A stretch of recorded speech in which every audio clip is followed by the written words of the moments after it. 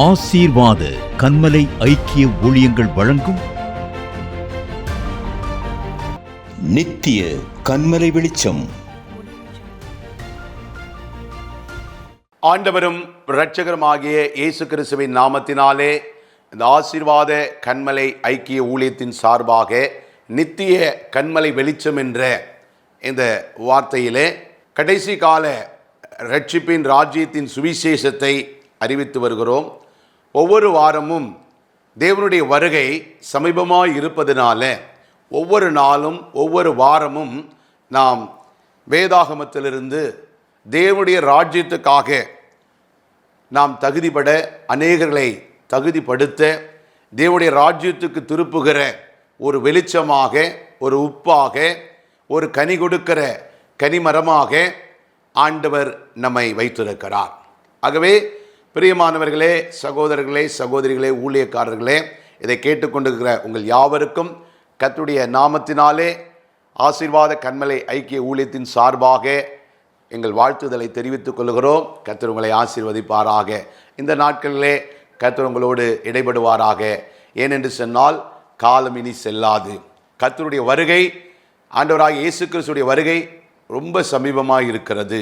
அதனால இதை கேட்டுக்கொண்டிருக்கிற நீங்கள் யாவரும் ஆண்டவர் நாமத்தினாலே ஆசீர்வதிக்கப்படுவீர்களாக. ஆமீன். பாருங்க, இந்த நாட்களில் எங்கு பார்த்தாலும் அநேக கூட்டங்களை நாம் பார்க்கிறோம். எழுப்புதல் கூட்டம், உபவாச கூட்டம், முழு இரவு ஜெப கூட்டம், சபைகளிலே கூட்டம், திருமுனை சுவிசேஷ பிரசங்க கூட்டம், அற்புத அடையாளங்கள் கூட்டம், இன்னும் பல ஏகப்பட்ட அற்புத பெருவிழாக்கள் கூட்டத்தை எல்லாம் நாம் அறிந்திருக்கிறோம். ஏனென்று சொன்னால் ஆண்டவருடைய வருகை சமீபமாக இருக்கிறது. ஆண்டவர் சொன்ன அத்தனை காரியங்களும் இன்று நிறைவேறி கொண்டிருக்கிறது.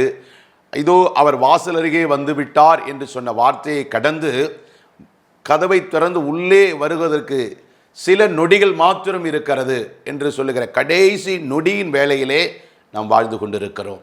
பிரியமானவர்களே, இந்த நாட்களிலே ஆண்டவராகிய இயேசு கிறிஸ்து மலை பிரசங்கத்திலே அவர்கள் தன்னுடைய சீஷர்களுக்கு மாத்திரமல்ல, ஏராளமான ஜனங்கள் அந்த மலை பிரசங்கத்தை கேட்க வந்து அவருடைய பாதத்திலே அமர்ந்திருக்கிறார்கள். அது மத்தேயு புஸ்தகம் 5ஆம் அதிகாரத்திலே அவர் திரளான ஜனங்களை கண்டு மலையின் மேல் ஏறினார். அவர் உட்கார்ந்த பொழுது அவருடைய சீஷர்கள் இடத்தில் வந்தார்கள். அப்பொழுது அவர் தமது வாயை திறந்து அவர்களுக்கு உபதேசித்து சொன்னது என்னவென்றால், பரலோக ராஜ்யத்துக்கு யாரெல்லாம் தகுதி பெறுவார்கள், யார் பரலோக ராஜ்யத்தில் பிரவேசிக்க முடியும் என்பதை குறித்தெல்லாம் ஆண்டவர் இங்கு ஓமையாகவும் நேரடியாகவும் சொல்லுகிறதை நாம் பார்க்க முடியும். பரலோக ராஜ்யத்தில் யார் பிரவேசிக்க முடியாது, பரலோக ராஜ்யத்தில் யார் பிரவேசிக்க முடியும் என்பதை நாம் தனித்தனியாய் இந்த வேதாகமம் பகுதிகளிலே பார்க்க முடியும். இன்றைக்கு அப்போ பரலோக ராஜ்யத்தில் யாரெல்லாம் பிரவேசிக்க முடியும், பரலோக ராஜ்யத்துக்கு பிரவேசிக்க என்ன தகுதி வேணும் என்பதையெல்லாம் ஆண்டவராகிய இயேசு கிறிஸ்து இந்த இடத்திலே சொல்லுகிறதை பார்க்க முடியும். பாருங்கள், இன்றைக்கு உலகத்தில் ஒரு வாட்ச்மேன் வேலைக்கு போகணும், ஒரு அசிஸ்டண்ட் வேலைக்கு போகணும், இல்லை ஒரு டீச்சர் வேலைக்கு போகணும், இல்லை ஒரு கம்பெனியில் ஒரு சூப்பர்வைசர் வேலைக்கு போகணும், இல்லை ஒரு ஸ்டேட் போர்டு சென்ட்ரல் கவர்மெண்ட் வேலைக்கு போகணும்னா கூட எல்லாவற்றுக்கும் ஒரு அடிப்படை தகுதி இருக்கிறது. அந்த தகுதி இருந்தால்தான் நீங்கள் அந்த வேலை ஸ்தலத்தில் போய் நீங்கள் வேலை செய்ய முடியும். இல்லை நீங்கள் ஒரு தொழில் தொடங்கணும் என்று சொன்னாலும் ஒரு சின்ன முதலீடு இருந்து அதை குறித்து உங்களுக்கு அறிந்திருந்தால்தான் அதை லாபகரமாக உங்களால் நடத்த முடியும். அல்ல தேவனுடைய ஊழியத்தை நீங்கள் செய்கிறவர்களாக இருந்தாலும் அந்த ஊழியத்திலே நீங்கள் அர்ப்பணிப்போடு அழைக்கப்பட்டு அதற்கான தேவ வழிநடத்துதலோடு நீங்கள் நடத்தப்பட்டு அதற்கு உங்களை ஒப்பு கொடுத்து அந்த தரிசனத்தோடு நீங்கள் செயல்பட்டால்தான் தேவனுடைய தரிசனத்தையும் அவர் கொடுத்த ஊழியத்தையும் நீங்கள் நிறைவேற்ற முடியும்.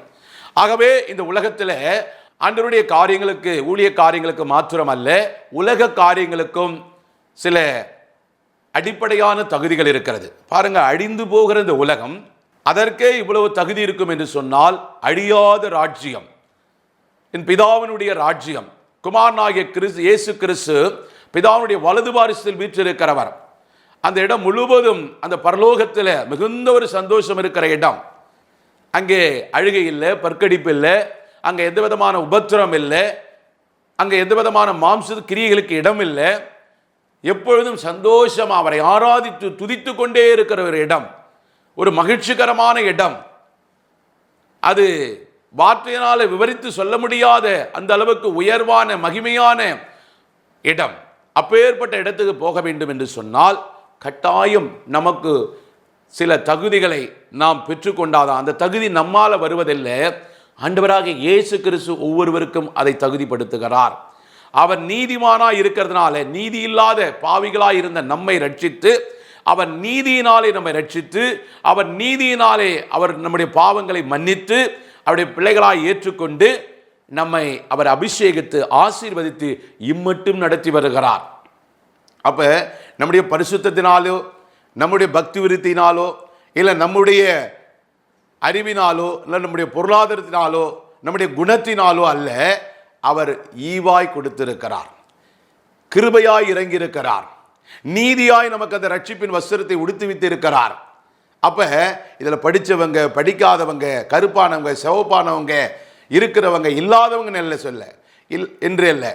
யாரெல்லாம் அவரை நோக்கி கூப்பிடுகிறார்களோ, யாரெல்லாம் அவரை நம்புகிறார்களோ, யாரெல்லாம் அவர்களை விசுவாசிக்கிறார்களோ, யாரெல்லாம் அவர்தான் எனக்காக என் பாவத்தை மன்னிக்க முடியும் என்று நம்புகிறார்களோ அவர்களுக்கு இயேசு கிறிஸ்துதான் என்னுடைய பாவங்களுக்காக, என்னுடைய அக்கிரமங்களுக்காக, என் மீறுதலுக்காக அவர் கல்வாரி சிலுவையிலே அடிக்கப்பட்டார், நொறுக்கப்பட்டார், ரத்தம் சிந்தினார், மரித்தார், மூன்றாம் நாள் உயிரோடு எழுந்தார். என் ஜீவாதிபதியாகிய இயேசு கிறிஸ்துதான் எனக்கு மோட்சத்தில் இடம் கொடுக்க முடியும், பரலோகத்தில் ஒரு இடம் வைக்க முடியும், அவர்தான் என் பாவங்களை மன்னிக்க முடியும், அவர்தான் பிள்ளையாக என்னை மாற்ற முடியும். வேற எங்க போய் எந்த ராஜா கிட்ட போனாலும், எந்த பிரபு கிட்ட போனாலும், உலகத்தில் எந்த தேசாதிபதி கிட்ட போனாலும், எந்த சயின்டிஸ்ட் போனாலும் அந்த பாவ மன்னிப்பையோ அந்த ரட்சிப்பின் வஸ்திரத்தையோ அந்த பரலோகத்தையோ அவளால் உண்டாக்கவும் முடியாது, கொடுக்கவும் முடியாது. வேணா ஒன்று செய்யலாம், ஆண்டவரை அறிந்து நீங்களும் நானும் இருப்பது போல அவரால் அழைக்கப்பட்டு அபிஷேகம் பண்ணப்பட்ட அந்த தெய்வத்தை, அந்த ஆண்டவராக இயேசு கிறிஸ்துவை காண்பிக்க முடியும். நம்மளால் கொடுக்க முடியாது, ஆனால் நாம் பெற்றுக்கொண்டால் மற்றவர்களுக்கு அதை காண்பிக்க முடியும், அவரை காண்பிக்க முடியும். அந்த பரலோகத்தை அவர்களுக்கு நேராக ஆண்டவர் பக்கமாய் அவர்களை திருப்ப கர்த்தர் நமக்கு கிருபை வைத்திருக்கிறார். அதனால்தான் இந்த நாட்களிலே ஆண்டவர் இந்த மலை பிரசங்கத்தில் தன் சீஷர்களுக்கு மாத்திரம் அல்ல, வந்திருக்கிற இஸ்ரவேல் ஜனங்கள் எல்லாரும், ஆண்களும் பெண்களும் சிறுவர்களும் சிறு பிள்ளைகள் எல்லாரும் குடும்பமாய் வந்து அவருடைய பாதத்திலே அந்த மலை பிரசங்கத்தை கேட்க உட்கார்ந்து இருக்கிறார்கள். அப்ப ஆண்டவர் அந்த இடத்துல சொல்லுகிற பொழுது, ஆவியில் எளிமை உள்ளவர்கள் பாக்கியவான்கள், பரலோக ராஜ்யம் அவர்களுடையது. துயரப்படுகிறவர்கள் பாக்கியவான்கள், அவர்கள் ஆறுதல் அடைவார்கள். சாந்த குணமுள்ளவர்கள் பாக்கியவான்கள், அவர்கள் பூமியை சுதந்தரித்துக் கொள்வார்கள் என்று சொல்லப்படுகிறது. மத்தேயு புத்தகம் 5ஆம் அதிகாரம் 1ஆம் வசனத்திலிருந்து நீங்கள் இது 16 வசனங்களை பார்க்கிற பொழுது, அப்ப நம்முடைய வாழ்க்கையில இந்த காரியங்கள் எல்லாம் நாம் இதற்கு உட்படுத்தப்பட்டிருக்கிறோமா? இந்த காரியத்து நம்மிடத்தில் இருக்கிறதா? இந்த காரியத்துக்கு நாம் தகுதியாக இருக்கிறோமா? இல்லை என்று சொன்னால் இன்றைக்கு நாம் ஆண்டவருடைய பாதத்தில் அர்ப்பணித்து நம்மை தகுதிப்படுத்திக் கொள்ள அவர் கிருபையாய் இறங்க வேண்டும். பாருங்க, இன்றைக்கு நம்ம ரட்சிக்கப்பட்டிருப்போம், ஞானஸ்தானம் எடுத்திருப்போம், ஆலயத்துக்கு போகிறவங்களா இருப்போம், ஏன் ஊழியம் கூட செய்வோம், பல நன்மைகளை செய்வோம், நம்ம ஜெபித்த அநேகளுக்கு அற்புதம் அடையாளம் கூட நடக்கும். எல்லாம் இந்த உலகத்தில், எல்லாம் இந்த பூமியில, எல்லாம் இந்த மனுக்குலத்தில். ஆனால் பரலோகத்துக்கு போகிறதுக்கு அவர் சொல்லுகிற பிரகாரம் செய்கிறவர்கள், அவர் சத்தத்தை கேட்டு அவர் சித்தத்தை செய்கிறவர்கள், அவர் பரலோகத்துக்கான வகுக்கப்பட்ட பரலோக சட்டத்தின்படி வாழ்கிறவர்கள் பரலோக ராஜ்யத்துக்கு தகுதிப்பட முடியும். ஏன்னா பூமிக்கு ஒரு சட்டம் இருக்கிறது போல, ஒரு நாட்டுக்கு ஒரு சட்டம் இருக்கிறது போல, பரலோக ராஜ்யத்துக்கு நீங்கள் சுதந்திரிக்க வேண்டும் என்று சொன்னால் பரலோகத்துக்கும் சில சட்டத்திட்டங்கள் இருக்கிறது. அப்ப அதை கை கொண்டு நடக்கிற பொழுதுதான் நாம் பரலோக பிரஜையாய் மாற முடியும். பிரியமானவர்களே, அப்ப பாருங்க, ஆவியில் எளிமை உள்ளவர்கள் பாக்கியவான்கள். அப்ப பாருங்க, ஆண்டவராக இயேசு கிறிஸ்து எவ்வளவு ஒரு ஜெப வீரர், எவ்வளவு அற்புத அடையாளங்களை செய்கிறார். பிதாவினிடத்தில் இந்த மனுக்குலத்துக்கு வானத்தையும் பூமியும் அண்ட சராசரங்களையும் படைத்தவர், எல்லாம் அவருக்காக, அவராலே, அவருக்காகவே உருவாக்கப்பட்டது. அப்ப எல்லா அதிகாரத்தையும் பெற்று, அபிஷேகத்தை பெற்று, வல்லமையை பெற்று, வாக்குத்தத்தத்தை வைத்து எல்லாவற்றையும் உண்டாக்கினவர், உருவாக்கினவர், அதற்கு தலைவராய் இருக்கிறவர். பாருங்க, ஆவில ரொம்ப எளிமையா இருக்கிறார். பாருங்க, வானத்துக்கும் பூமிக்கும் எவ்வளவு உயரமோ அவருடைய மகிமை, அவருடைய பரிசுத்தம், அவருடைய கிருபை அதற்கு மேலானதான். அப்பேற்பட்ட ஆண்டவர் தன்னை ஒரு மனுஷ சாயலாக, ஒரு மனிதனாக, ஒரு பாவத்தில் கர்ப்பம் தரித்த மனிதனைப் போல அவர் அவதரித்து நமக்காக தன்னையே தாழ்த்தி அந்த பரலோகத்திலிருந்து பூலோகத்துக்கு தன்னை தாழ்த்தி இறங்கி வந்து அவர் பிறக்கிற இடம் ஒரு மாட்டு தொழுவம். அதனாலதான் இஸ்ரவேல் ஜனங்கள் அவர் மாளிகையிலே பிறப்பார். ஏன்னா உலகத்து ராஜாக்களுடைய பிள்ளைகளே, அதிகாரிகள் அதிபதியுடைய பிள்ளைகளே மாளிகையில, பண்ணை வீடுகளிலே, பார்த்தீங்கன்னா பெரிய பெரிய பங்களாக்களிலே இருப்பார்கள் என்று சொல்லி நம்முடைய உலகம் நமக்கு காண்பிக்கிறது. ஆனால் வானத்தையும் பூமியும் உண்டாக்கின அண்ட சராசரங்களையும் படைத்தவர் பிதாவினுடைய ஒரே பேரான ஏக சுதனவர். ஆனால் அவர் பாருங்க, இன்னைக்கு உலகத்தை மற்றவர்களால் அற்பமாய் எண்ணப்படுகிற ஒரு மாட்டு தொழுவத்திலே பிறக்கிறார். அப்ப நமக்காக அடிமை கோலம் எடுக்கிறார், மனித கோலம் அவதரிக்கிறார், நம்மை போல பாடுள்ள மனிதர்களைப் போல வாழ்கிறார், தன்னைத்தானே வெறுமையாக்குகிறார். அவர் பிறந்தது மாத்திரமல்ல, அவர் 30 வருடம் இந்த உலகத்தினுடைய தாய் தகப்பனாகிய யோசேப்புக்கும் மரியாளுக்கும் நல்ல ஒரு பிள்ளையாக வளர்ந்து வருகிறார். பெற்றோர்களுக்கு எல்லாவற்றிலும் கீழ்ப்படிந்து அவர்களோடுவே இருந்த அந்த குடும்பத்தில் தன்னை போல ஒருவராகவே அவர் வாழ்ந்து வருகிறார். பிதா அவருக்கு வைத்த சித்தத்தை 33.5 வருடம் இந்த பூமியிலே அவர் வாழ்ந்த பொழுது 3.5 வருடத்திலே ஊழியத்தை முடித்து பரலோகத்துக்கு அவர் பரமேறி போகிறதை நாம் பார்க்கிறோம். பிரியமானவர்களே, அருமையான சகோதரரே, சகோதரிகளே, ஊழியக்காரர்களே, அருமையான தேவனுடைய பிள்ளைகளே, இந்த நாட்களில் நீங்களும் நானும் இன்றைக்கு இந்த உலகத்தில் ஏதாவது ஒரு அதிகாரமுள்ள ஒரு பதவியில் ஒரு சாதாரண ஒரு கவர்மெண்ட் எம்ப்ளாயாக இருந்தாலும் சரி, இல்லை ஒரு ப்ரைவேட்டில் ஒரு ஐடி கம்பெனியில் ஒர்க் பண்ணாலும் சரி, இல்லை ஒரு சின்ன தொழில் பண்ணாலும் சரி, ஏதோ ஒரு அதிகாரம், ஒரு பணபலம், ஒரு இன்ஃப்ளூயன்ஸ், வாய்ஸ், இன்னும் மற்றவருடைய உதவிகள், நம்ம நினைச்ச எதையும் சாதிக்கலாம் என்று சொல்லி இந்த உலகத்தில் நமக்கு பின்புலம் இருக்கிற பொழுது அவர்கள் மிகவும் தன்னை பெருமைப்படுத்திக் கொள்ளுகிறார்கள், தன்னுடைய பலத்தை நம்புகிறார்கள். நான் யார் தெரியுமா? பேச்சுவாக்கில் வருகிற போது சொல்லுவாங்க, நான் யார் தெரியுமா, என் பின்புலம் என்ன தெரியுமா, என்னுடைய பேங்க் பேலன்ஸ் என்ன தெரியுமா,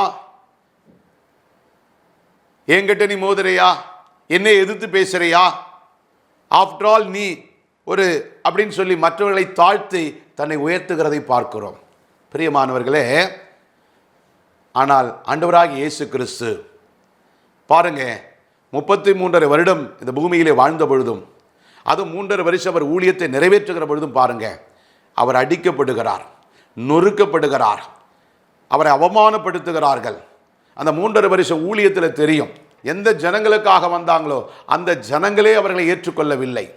அந்த சொந்த ஜனங்களே அவருக்கு விரோதமாக எழும்பினார்கள், அவரை கொலை செய்ய திட்டமிடுகிறார்கள், அவரை தவறான வார்த்தையிலே பேசுகிறார்கள், பிசாசு பெயல்செபூலின் தலைவன் என்று சொல்லுகிறார்கள்.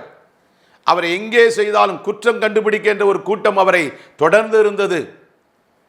அவரை அவமானப்படுத்த, அவரை பற்றி தவறாய் பேச, அவரை சிறை சேதம் பண்ண, அவருக்கு நாசமோசங்களை கொண்டு வர எவ்வளவோ காரியங்களை முற்படுகிறார்கள்.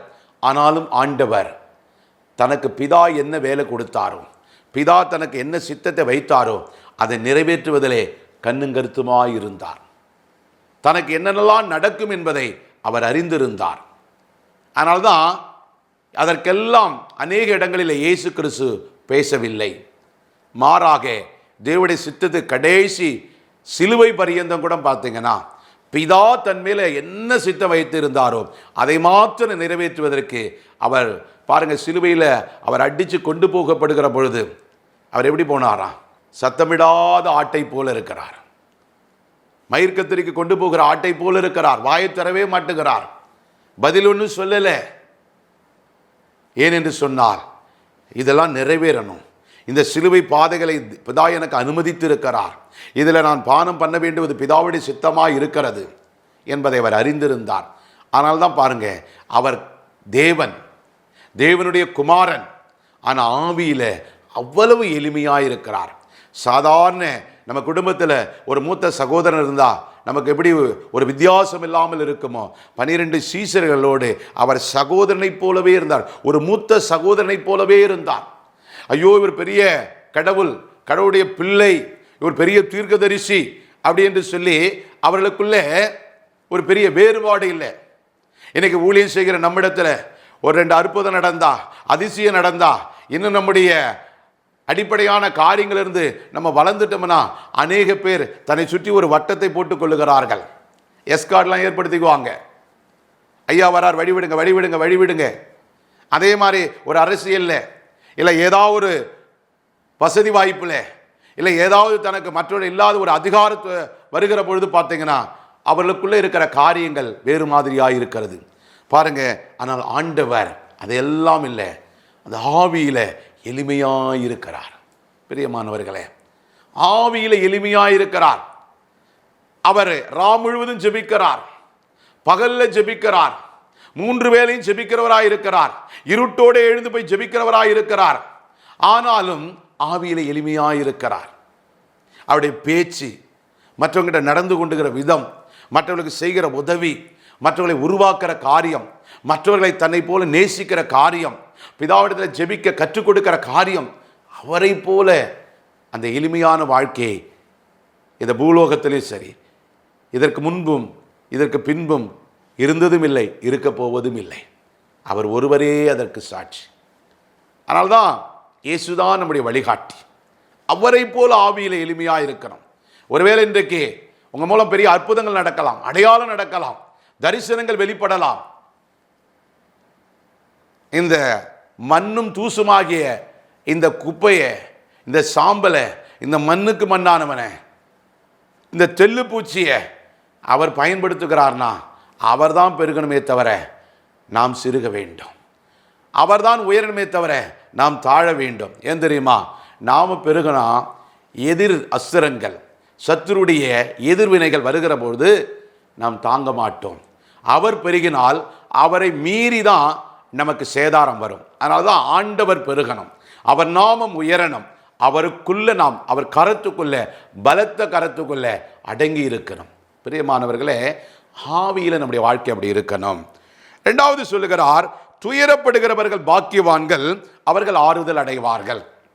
இன்றைக்கு பாருங்களேன், அருமையான சகோதர சகோதரிகள், ஒரு வேலை ஸ்தலத்தில் இருப்பீங்க, தொழில் செய்வீங்க, இல்லை உங்கள் குடும்பத்தில் இருப்பீங்க, இன்னும் நீங்கள் ஊழியம் செய்வீங்க, சமுதாயத்தில் ஒரு பணியில் இருப்பீங்க, இல்லை ஒரு அதிகாரத்தில் இருப்பீங்க, இல்லை யாருமே இல்லை, எனக்கு நான் அனாதையாக இருக்கிறேன், எனக்கு கேட்கவே யாரும் இல்லை, எல்லாருக்கும் ஈஸியாக கிடைக்கிறது, எனக்கு ரொம்ப இதுவாக கிடைக்குது, ஒரு அடிப்படையான வசதி கூட இல்லைன்னு சொல்லி நீ ஏங்கிக்கிட்டு இருப்ப. ஒருவேளை இல்லை ஆண்டவருடைய ஊழியத்தை செய்து எல்லாருக்கும் ஈஸியாக கிடைக்கிறது. பாருங்க, எல்லா பிள்ளைகளுக்கும், வாலிப பிள்ளைகளுக்கும் ஈஸியாக ட்ரெஸ்ஸு கிடைக்குது, ஈஸியாக காலேஜில் சீட்டு கிடைக்குது, ஈஸியாக வாகனங்கள் கிடைக்குது, ஈஸியாக அவளுக்கு விரும்புறதெல்லாம் இருக்காங்க.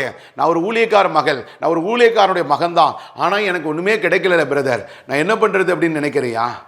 இல்லை, எல்லாருக்கும் ஈஸியாக கிடைச்சது உங்களுக்கும் கிடைச்சிட்டுனா அப்போ அவங்களுக்கும் உங்களுக்கு வித்தியாசம் இல்லை. அப்போ ஈஸியாக கிடைக்கிறது பாவமா?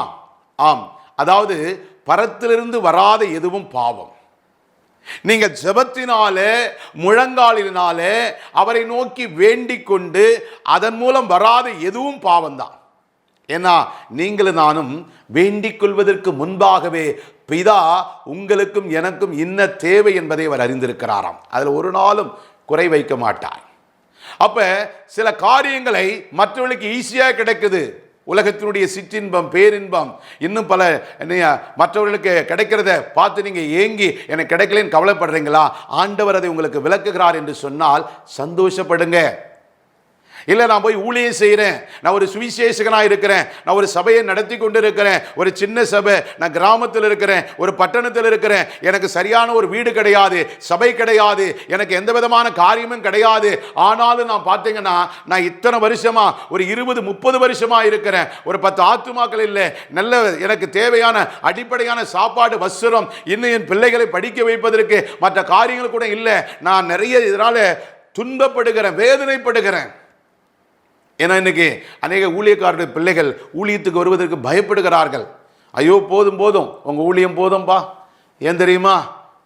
ஏன்னா உங்க கூட ஊழியத்துக்கு வந்தா நானும் கஷ்டப்பட்டு ஒருவேளை சாப்பாடு இருந்து இல்லாமல் இருக்கணும், நான் நினைச்ச மாதிரிலாம் வாழ முடியாது, நான் நினைச்ச ஃபாரினும் வெளிநாட்டுக்கு போக முடியாது, நான் நினைச்ச மாதிரி ஒரு லைஃப்பை லீட் பண்ண முடியாது.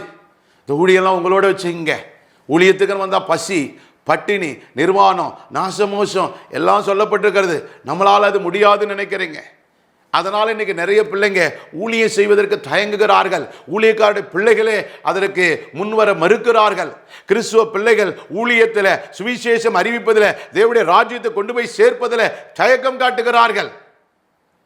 ஆனால் அங்கே வசனம் சொல்லுகிறது, துயரப்படுகிறவர்கள் பாக்கியவான்கள், அவர்கள் ஆறுதல் அடைவார்கள். எதை வச்சு நீ துயரப்படுற? ஒருவேளை இன்றைக்கு மிஷினரியா இருக்கிறவங்க, இல்ல பல பரிசுத்தவான்கள், இல்ல கிறிஸ்துவ பிள்ளைகளா இருக்கிற நீங்க உங்க நற்காரியத்தினால ஊழியம் செய்து ஏதோ ஒரு காரியத்தில் உங்க மனைவியை, உங்க பிள்ளைகளை, இல்ல உங்க கணவனை நீங்க இழந்து போயிருக்கிறீங்களா? அதனால துயரப்பட்டு இருக்கிறீங்களா? இல்ல ஆண்டவர் நிமித்தமாக, இல்ல உங்க நிலங்களை இழந்து இருக்கிறீங்களா? உங்க பொருளாதாரத்தை இழந்திருக்கிறீங்களா? இல்ல ஏதோ ஒரு இழப்பை நீங்க சந்தித்து இருக்கிறீங்களா? இல்ல ஒரு மரணத்தை உங்க குடும்பத்தில் சந்தித்து மீளாத ஒரு துயரத்தில் இருக்கிறீங்களா? ஆண்டவர் சொல்லுகிறார், நீங்கள் ஆறுதல் அடைவீர்கள். என்ன? துயரப்படுகிறவர்கள் பாக்கியவான்கள், அவர்கள் ஆறுதல் அடைவார்கள்.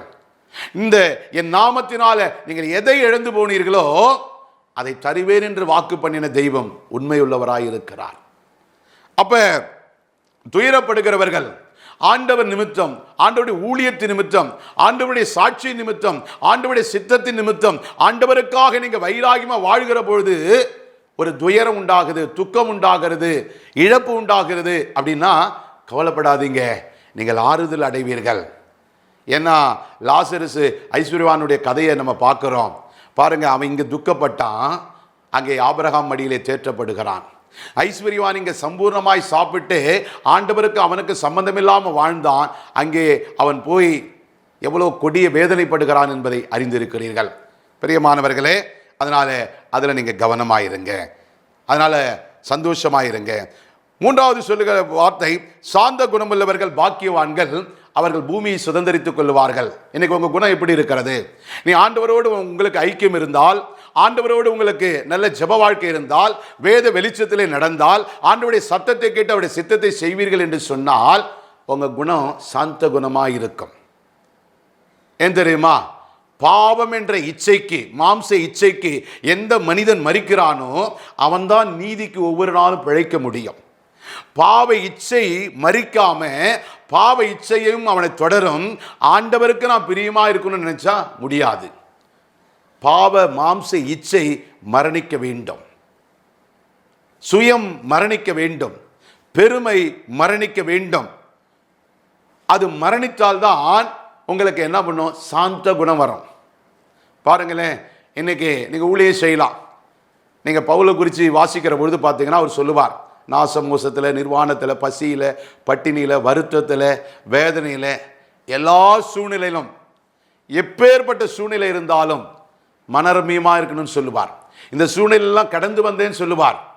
அப்போ இந்த சூழ்நிலை வருகிற பொழுது உங்கள் குணம் எப்படி இருக்கிறது? ஒரு உபத்திரம் வருது, ஒரு கணவன் மனைவிக்குள்ள நீங்கள் கர்த்தருக்குள்ள இருந்தால், ஒரு கணவன் மனைவி இருக்கிற பொழுது உங்களுக்குள்ள ஒரு வாக்குவாதம் இருந்தால் ஒருவர் மன்னித்துக் கொள்வீர்கள். இல்லை நீங்கள் கர்த்தருடைய வார்த்தையின்படி நடந்தால், கர்த்தருடைய சாந்த குணத்தை, ஆண்டவருடைய சுபாவத்தை, ஆண்டவருடைய வார்த்தை அபிஷேகத்தின்படி அவருடைய சத்தத்துக்கு உண்மையாய் செவி கொடுத்து நீங்கள் நடக்கிற பொழுது பாருங்க, அவரை போலவே நீங்கள் மாறுவீர்கள். ஏன்னா வசனம் சொல்லுகிறது, என்னை பின்பற்றுகிறவன் என்னை காட்டில் அதிகமான என்ன பண்ணுவானா? கிரியைகளை செய்வான் என்று சொல்லியிருக்கிறார். அது அற்புத அடையாளங்களுக்கு மாத்திரமல்ல, அவரை ஜெபத்தில், அவருடைய கிரியையில், அவருடைய அபிஷேகத்தில், அவருடைய வார்த்தையில், கீழ்ப்படிதல்ல, அவர் கற்றுக்கொண்டதில், பிதாவுக்கு அவர் எப்படி உண்மையாக இருந்தாரோ அந்த காரியத்தில் நீங்கள் உண்மையாக இருக்கிற பொழுது கர்த்தர் உங்களை நடத்த வல்லவராய் இருப்பார். பிரியமானவர்களே, அது மாத்திரமல்ல, சமாதானம் பண்ணுகிறவர்கள் பாக்கியவான்கள், அவர்கள் தேவனுடைய புத்திரர்கள் என்று சொல்லுவார்கள். இன்றைக்கு நீங்கள் போகிற இடத்துல சமாதானம் இருக்கிறதா? இல்லை சமாதானத்துக்கு பற்றி எரியுறதுல எண்ணெய் ஊற்றி விட்டு இருக்கிறீங்களா?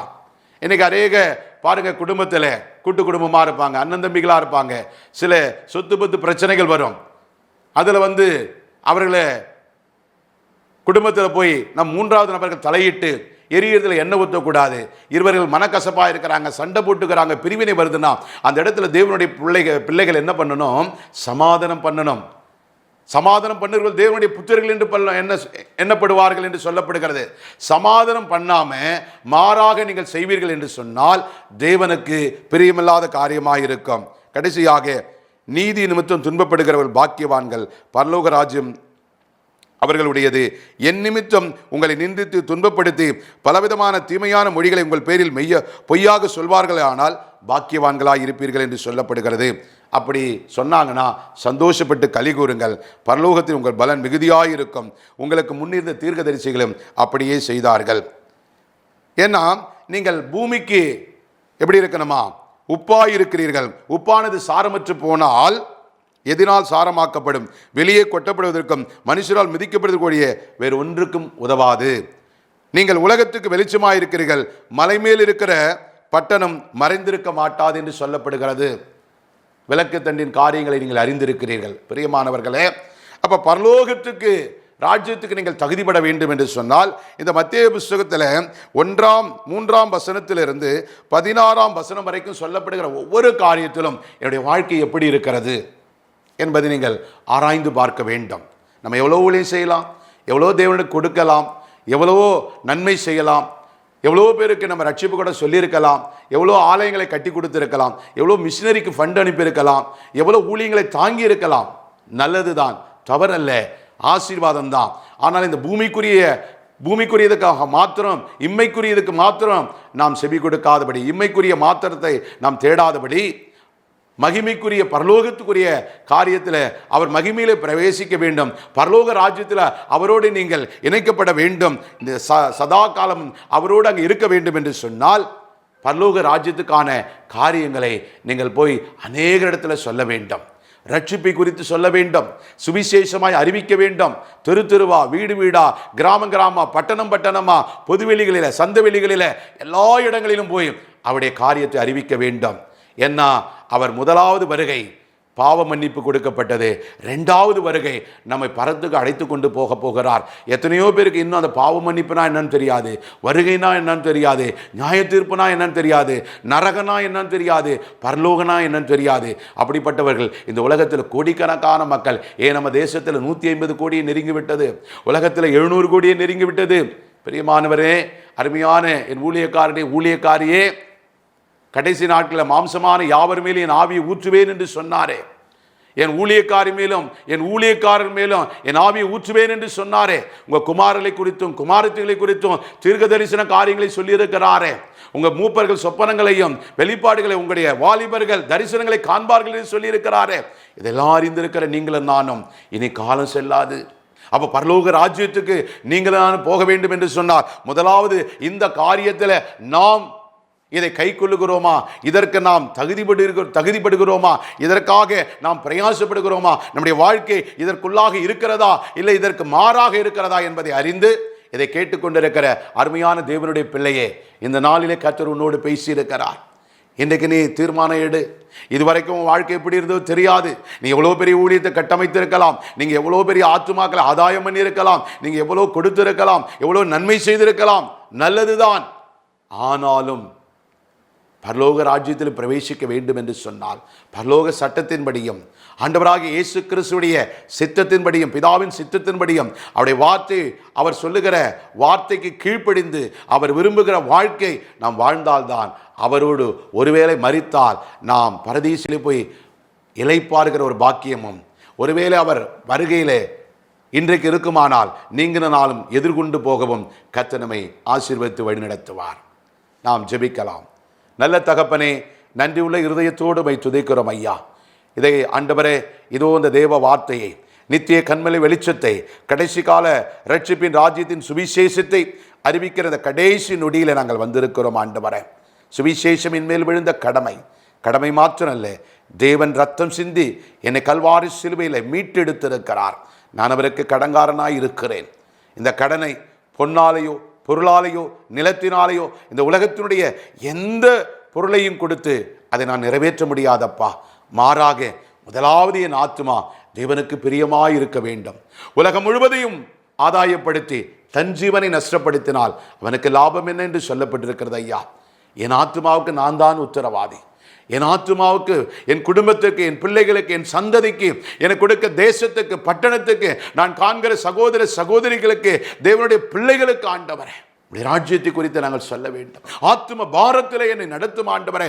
தேசம் எனக்கு முன்பாக வைக்கப்பட்டிருக்கிறது, பட்டணம் எனக்கு முன்பாக வைக்கப்பட்டிருக்கிறது, பாதாளத்தின் வாசல் விரிவாய் திறக்கப்பட்டிருக்கிறது, அநேகர் மரித்து பாதாளத்தின் வாசல் நிரப்பப்பட்டு கொண்டிருக்கிறது. இந்த வேலையில கேட்டுக்கொண்டிருக்கிற அருமையான தேவனுடைய பிள்ளையே, கருவழியை தூங்க ஒட்டாதே. கர்த்தருடைய சமூகத்தில் உண்மையில வைத்த சித்தத்தை கேட்டு தேவனுடைய ராஜ்யத்துக்கு நீ தகுதிப்பட, இன்னும் அநேகரை தகுதிப்படுத்த கர்த்தர் உன்னை வெளிச்சத்தின் பிள்ளையாய் எழுப்புவாராக. கர்த்தருடைய நாமம் மகிமைப்படுவதாக. உம்முடைய திருப்பாதத்தில் எங்களை அர்ப்பணிக்கிறோம். இயேசுவின் நாமத்தில் ஜெபிக்கிறோம் பிதாவே, ஆமென். அன்பிற்குரியவர்களே, உங்கள் ஜெப தேவைகளுக்கும் மேலும் ஆலோசனைகளுக்கும் எங்களோடு நீங்கள் தொடர்பு கொள்ள எங்கள் முகவரி: ஆசீர்வாத கன்மலை ஐக்கிய ஊழியங்கள், பிளாட் எண் 20, 3வது மாடி, ஜானகி நகர், அனெக்ஸ், காட்டுப்பாக்கம், சென்னை 56.